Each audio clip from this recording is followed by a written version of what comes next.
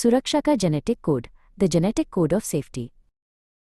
दक्ष और विहान संयंत्र के मुख्य गलियारे में टहल रहे थे। दक्ष ने रुकते हुए कहा, विहान, आज हम सत्र 2 मानवीय इंटरफेस पर चर्चा करेंगे। मशीनें कितनी भी उन्नत क्यों न हो, सुरक्षा अंततः उस इंसान पर निर्भर करती है जो उन्हें चलाता है।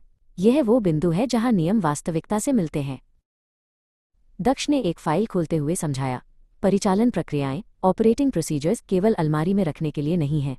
ये लिविंग डॉक्यूमेंट यानी जीवित दस्तावेज हैं। संयंत्र में होने वाले हर बदलाव या नए अनुभव के साथ इन्हें अपडेट किया जाना चाहिए। अगर कोई प्रक्रिया पुरानी हो गई है तो वो सुरक्षा के बजाय खतरा बन जाती है। विहान ने पूछा, प्रक्रियाओं में सटीकता क्यों जरूरी है? दक्ष ने उत्तर दिया, अस्पष्टता दुर्घटना को निमंत्रण देती है।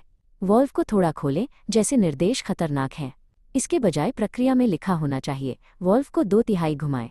हर स्टार्टअप, शटडाउन और आपातकालीन स्थिति के लिए निर्देश बिल्कुल स्पष्ट होने चाहिए। अगला स्तंभ है सक्षमता, कॉम्पिटेंसी। दक्ष ने आगे बढ़ते हुए कहा, प्रशिक्षण का मतलब सिर्फ क्लासरूम में बैठना नहीं है। इसका अर्थ है कि एक ऑपरेटर को वास्तव में पता हो कि दबाव बढ़ने पर क्या करना है। हमें केवल जानने वाले लोग नहीं, बल्कि कर सकने वाले सक्षम लोग चाहिए। दक्ष ने विहान को एक विशेष सिम्युलेटर के पास ले जाते हुए कहा, रिफ्रेशर ट्रेनिंग हर 3 साल में अनिवार्य है।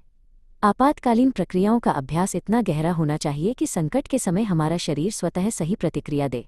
जब अलार्म बजता है तो सोचने का समय नहीं होता, केवल क्रिया करने का समय होता है। चर्चा अब ठेकेदारों, कॉन्ट्रैक्टर्स की ओर मुड़ी। दक्ष ने विहान से कहा, हमारे संयंत्र में काम करने वाला हर व्यक्ति, चाहे वो स्थायी हो या ठेकेदार, हमारी सुरक्षा का हिस्सा है। हमें ठेकेदारों को केवल काम नहीं सौंपना है, बल्कि उन्हें इस साइट के विशिष्ट खतरों के बारे में पूरी जानकारी देनी है। दक्ष का स्वर गंभीर हो गया, विहान, 1989 का फिलिप्स 66 विस्फोट याद करो। वहां ठेकेदारों और प्रबंधन के बीच संचार की कमी और सुरक्षा प्रक्रियाओं की अनदेखी ने एक भीषण त्रासदी को जन्म दिया था। 23 लोगों की जान चली गई क्योंकि एक वॉल्व खुला रह गया था। यह मानवीय इंटरफेस की विफलता थी। इसीलिए सूचना साझा करना, इन्फॉर्मेशन शेयरिंग महत्वपूर्ण है, विहान ने जुड़ते हुए कहा।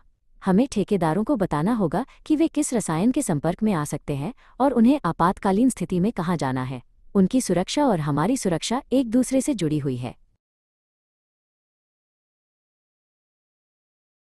दक्ष ने निष्कर्ष निकालते हुए कहा, ठेकेदारों का चयन केवल सबसे कम बोली लगाने के आधार पर नहीं, बल्कि उनके सुरक्षा रिकॉर्ड के आधार पर होना चाहिए।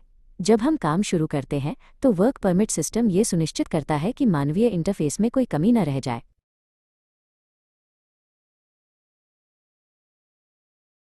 दिन समाप्त हो रहा था।